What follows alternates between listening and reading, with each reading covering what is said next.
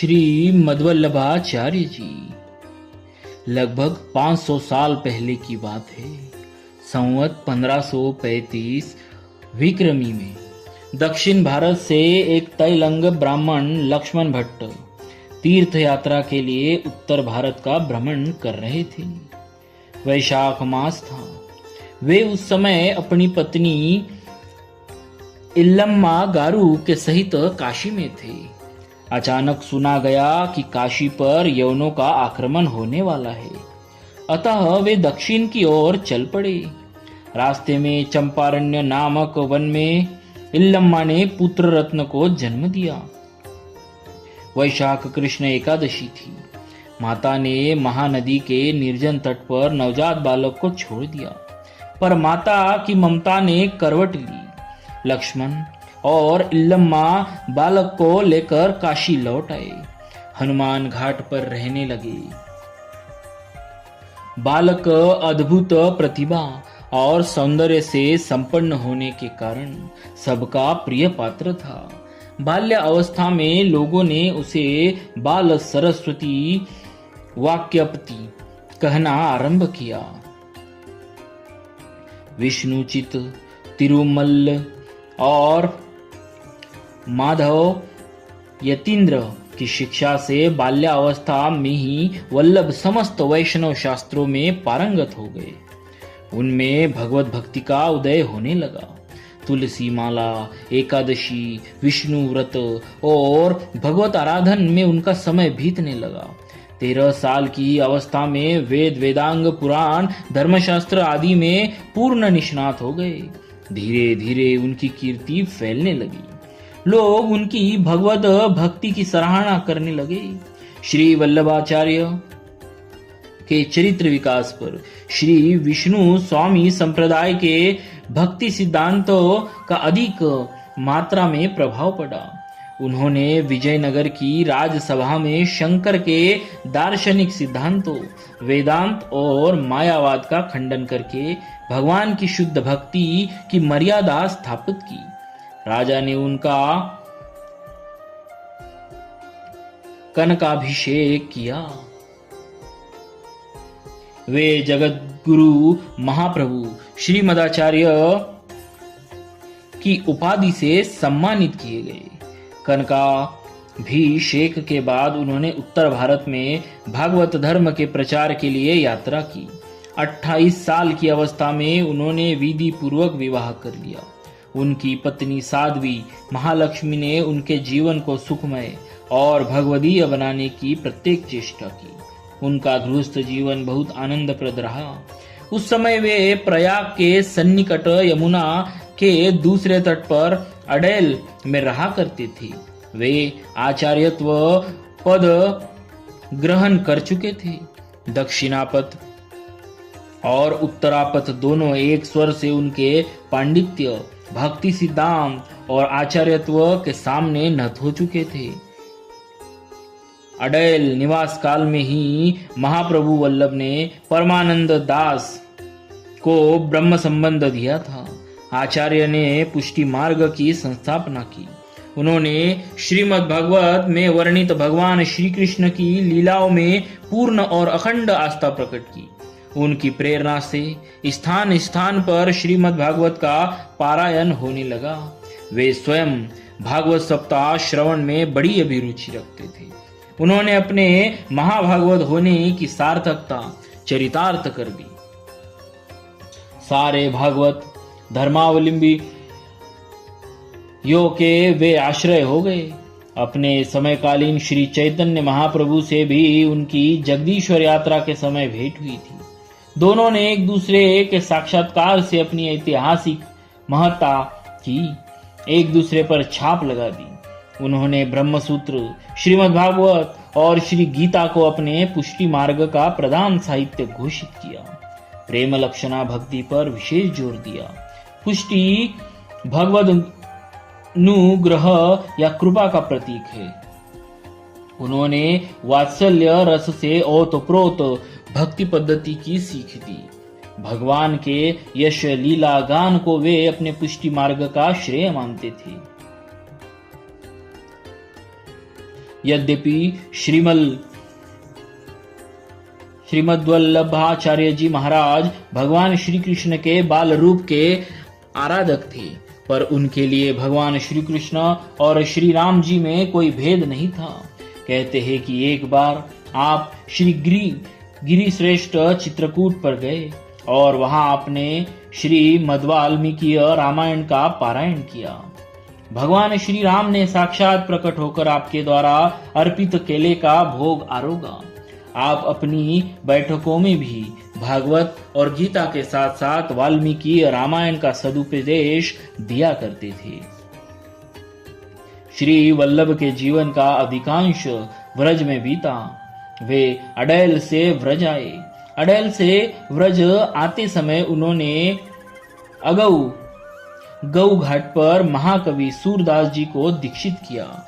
2 या 3 दिनों बाद उसी यात्रा में विश्राम घाट पर कृष्णदास अधिकारी को पुष्टि मार्ग में सम्मिलित कर ब्रह्म संबंध दिया। कुंभनदास भी उनके शिष्य हुए। गोवर्धन में एक मंदिर बनवाकर उसमें श्री नाथ जी की मूर्ति प्रतिष्ठित की। उनके 84 शिष्यों में प्रमुख सूर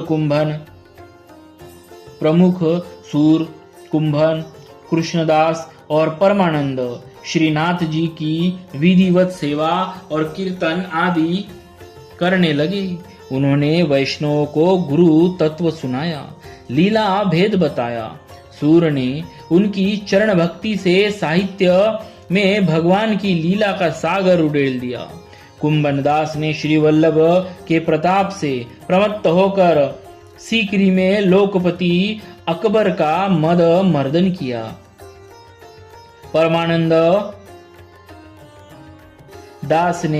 परमानंद सागर की सृष्टि की। श्री कृष्णदास ने कहा, कृष्णदास गिरिधर के द्वारे श्री वल्लभ पद रज बल गरजत।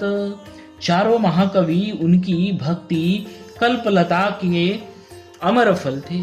एक बार एक सीधे साधे संत दर्शन करने के लिए गोकुल को गए।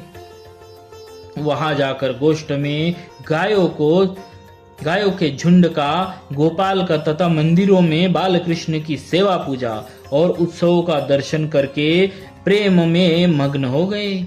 फिर उन संत ने एक छोंकर के पेड़ पर अपना ठाकुर बटुआ लटका दिया और जाकर श्री वल्लभाचार्य जी के दर्शन किए, जिससे उन्हें बड़ा भारी सुख हुआ।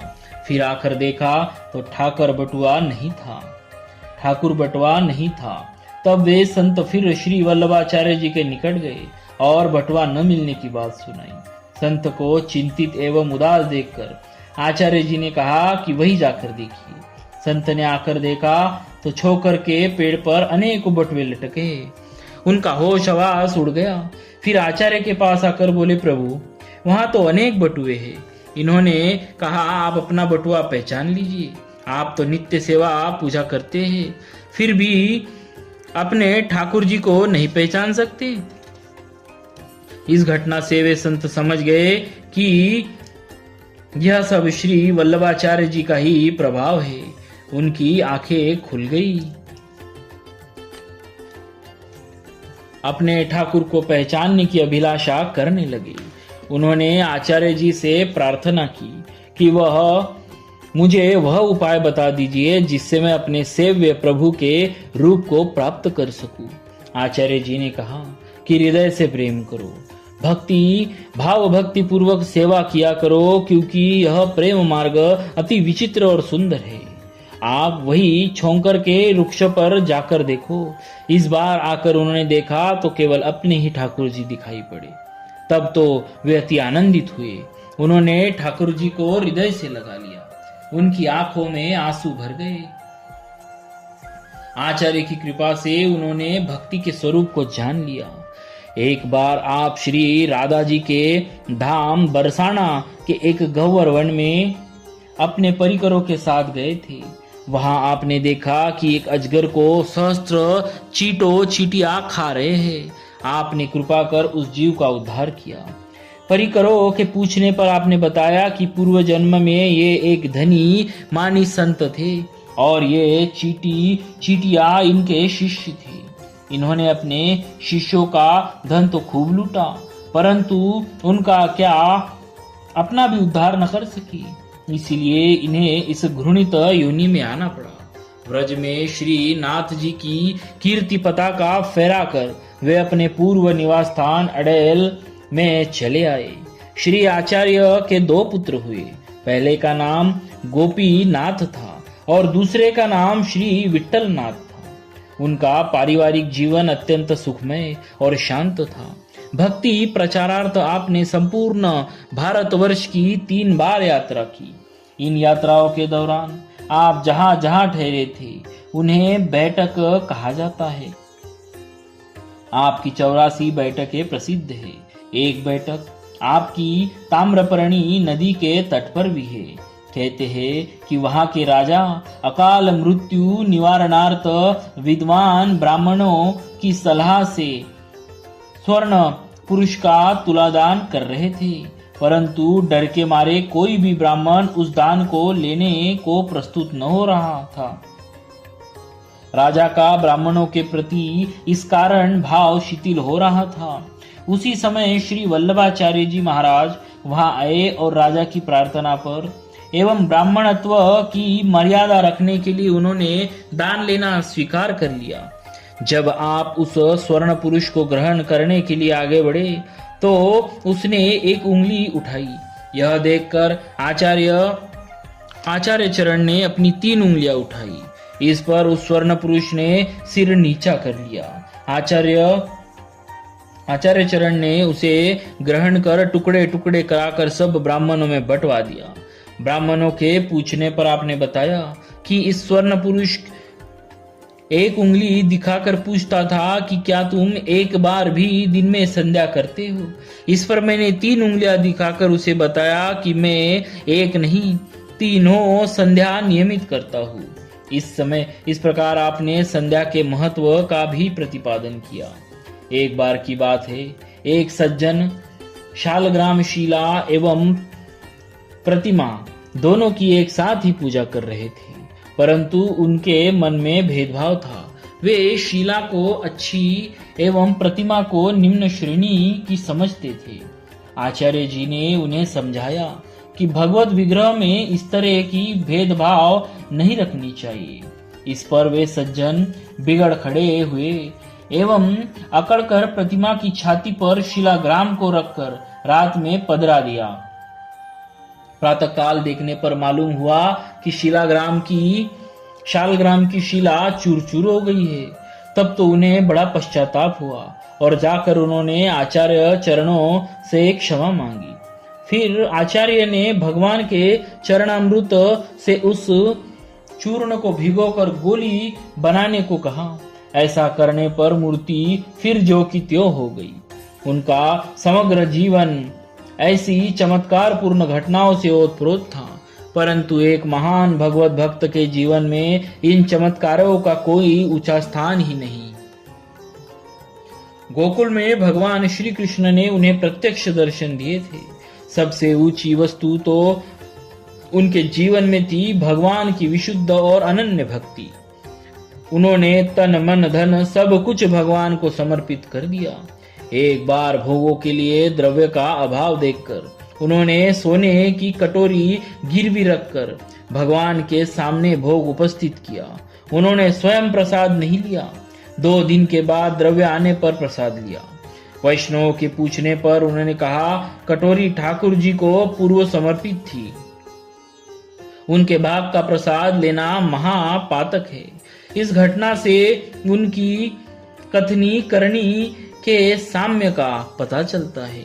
आचार्य जी ने घोषणा कर दी थी कि मेरे वंश में या मेरा कहलाकर कोई भगवत द्रव्य का उपयोग करेगा उसका नाश हो जाएगा।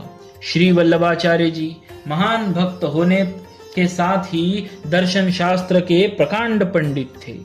उन्होंने ब्रह्मसूत्र पर बड़ा सुंदर अनुभाष्य लिखा है और श्री भागवत के 10वें स्कंद तथा कुछ अन्य स्कंदों पर सुबोधिनी टीका लिखी है।